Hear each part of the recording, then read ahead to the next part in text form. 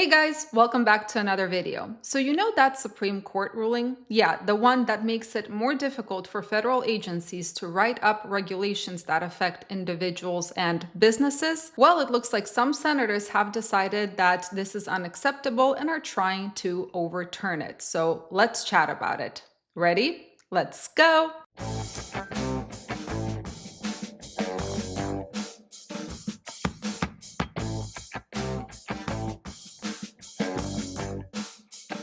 So if you're unfamiliar with what the Chevron ruling is all about, at the end of June of this year, the Supreme Court overturned the Chevron doctrine, which basically means that those alphabet agencies like the FMCSA and other federal agencies are going to have a harder time pushing through new regulations. Now, before the Chevron ruling, what was happening was that any unclear law was pushed back to those alphabet agencies so that they can interpret it in the way they see fit to push out regulations, because it was assumed that federal agencies knew what's best. But after this doctrine was overturned at the end of June, the courts now have the power to interpret those laws. Now, this, of course, was a huge win, not just for the trucking industry, but for many industries, because industry professionals are of the mindset that federal agencies are, first of all, not experts in their fields, and number two is they push out these regulations in order to over-regulate everything. But now, several senators came together and decided that this overruling was extreme. Now, Senator Elizabeth Warren just introduced a bill called the Stop Corporate Capture Act, which would effectively undo what the Supreme Court ruled at the end of June. Warren's rationale for introducing this bill is the fact that now big corporations can hijack the government and undermine what the Congress is doing. So what does this bill aim to actually do? Well, according to Landline, which explains it best, essentially this bill would force courts to take a step back and start pushing all of this back to those federal agencies so that they can interpret it the way they see fit and start rolling out regulations based on their interpretations. In short, it's basically the same Chevron doctrine, just packaged under a different name. So what is the issue with this bill? Well, there are many, but one of those issues is the fact that these regulations that are being written up are being written by people who do not exist in the environment they are trying to regulate. And that means that these regulations are based on theory instead of what real life is actually like. Now, at the same time that this bill was being written up about trying to overturn the Supreme Court ruling, OOIDA's VP, Louis Pugh, I hope I'm pronouncing his name correctly, he was addressing Congress regarding the regulatory and administrative agenda of the Department of Transportation. Riding on the wave of the recent Supreme Court decision, he was basically trying to explain to Congress how some regulations in the trucking industry are ignorant of the reality that truckers live every single day. And he stated, and I quote, "Truckers are forced to operate in a dysfunctional regulatory environment that favors compliance and technology over practical solutions that would improve the profession and increase safety." He also stated that some of these regulations seem to stem from special interest groups that are trying to take away the ability for the smaller guys to actually make a profit, and he cites the speed limiter rule, which he states will put small carriers at a competitive disadvantage to larger carriers. So now let's chat about it, because I would love to hear your opinion. From what I have gathered, when I made that video about the Supreme Court ruling, a lot of folks were elated at the idea that this Chevron doctrine was overturned because they feel like this industry, as well as numerous other industries, are overregulated. I happen to be of the same opinion. Now, I'm not saying that there should be no regulations whatsoever. There should be, but in moderation. Because what we see happening right now, the best thing I can compare it to is, imagine that you are in a space that is surrounded by 4 walls. You have enough room to move around.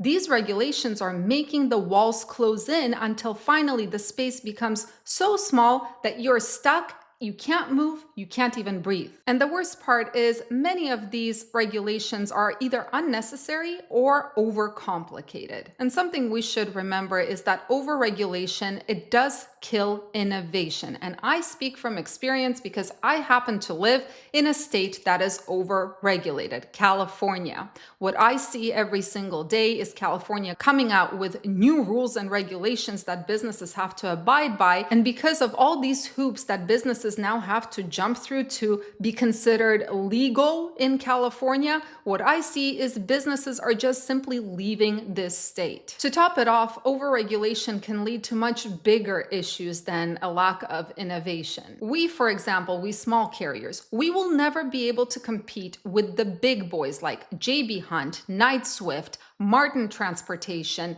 US Express, and so on and so forth. And this is simply because we do not have the same resources as those big companies. And when new regulations, new fines, new fees, new everything starts coming out, smaller carriers cannot compete. It just kills off the smaller carriers. And something that I know is that smaller carriers are the reason why there is a competitive market. And this in and of itself is the definition of a free market. So I read an article recently by a fellow trucker, and he made a statement that really hit the nail on the head. He said, every minute of every day is monitored by Uncle Sam, who takes care that I can never make a decision for myself based on my circumstances. That's not the worst of it. The worst part is that when new regulations come out, you kind of adapt to them. But before you have a moment to breathe and take a deep breath and say, finally, I know what I'm doing, a slew of newer regulations start coming out that you now have to be mindful of. Again, I'm going to repeat this. I am not against regulation, but make it make sense. For example, the ELD mandate does not make sense the way it is enforced and the way it is used. The reason I say this is because I have watched one of the dearest people to me, who happens to be a business partner, have to drive while he was exhausted and sleep when he was not tired at all. And the reason is because apparently the electronic logging device knows better than this human being when they are tired and when they are not. Same thing applies to this whole speed limiter rule. It makes perfect sense in theory, but it does not make sense in real life. Why? Well, one of the reasons is because carriers and truckers are not the only party in a supply chain. What we have right now is not just regulation, but over-regulation of one party in a supply chain, while everyone else can pretty much do as they please. And in a supply chain where everything and everyone is interconnected, you cannot just over-regulate one person while keeping everything else the same. Now, I'm trying to be very careful here because what I do not want to do is come off as a person that is calling for more regulation. It never ends well. I'm strongly against it, but let's look at the facts. Truckers are limited to 80,000 pounds gross. Truckers are limited in terms of how many hours they are allowed to work. Truckers are limited in terms of what speed they can run at, and they might be limited even further if this speed limiter does go through. Truckers are limited to the set appointment times. Now, what are the repercussions of all of this if a trucker does not follow all of these rules? Being overweight is a fine and an out of service order. An ELD violation is an out of service order. Speeding is a fine, and a hefty one, and it ruins your record. Missing an appointment can either result in a rate cut or a rescheduled appointment, which causes the trucker to lose time. In every single case, the trucker is the one who pays the price, either in a monetary sense or in terms of their reputation. And CSA violations in today's market means that more and more brokers will refuse to give this trucker a load because they are deemed unsafe. So truckers really do pay the price. But what about those broker shippers and receivers? Number one, they will load whatever they can. And if the trucker figures out that they're overweight, it is now the trucker's responsibility to go back to the shipper, lose time, spend fuel, and make sure that this load is restructured or reloaded in a way where it is not overweight. Then we have brokers, shippers, receivers setting appointment times without any consideration for the fact that we live not in a simulation, but in real life, and things happen, such as traffic jams, road closures, roadside inspections, which all eat away at the trucker's time. So now we're in a situation where pretty much 100% of the responsibility lies with the trucker, even though he or she is not, by far not the only one who is involved in making sure a load goes from point A to point B. Does that make sense? Anyway, guys, I know I ranted there for a second, but I hope I was able to get my point across, and I'd be